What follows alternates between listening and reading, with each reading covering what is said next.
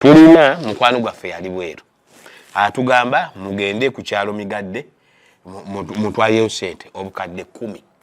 10 tuwe family eyo bafiiriddwa kakati naffe tugenda tutuka ku kyalo Migadde wano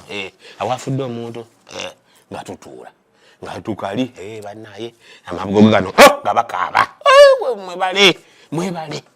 kakati tuli awo tulira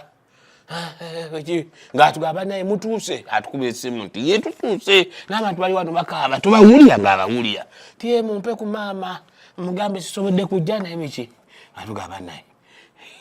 maama aluwa biki maama ati maama yafudde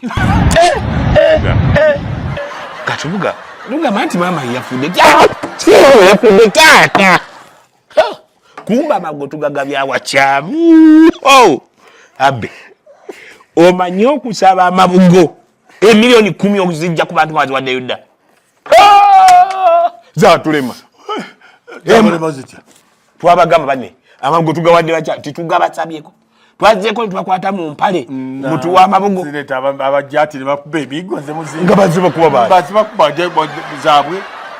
zabwe tuwadde bakyamu nga bali baasanyuse bagamba ffe twakuzeemu dde ebintu kula mutye ebintu kumufuatali wa ebisende zitali zamu ffe twabagambeko muzituwe bwatyo ngamba naluna mbiru nagamba tugenda kusima kinya tumuteekeo bwetyo twalekesi tutu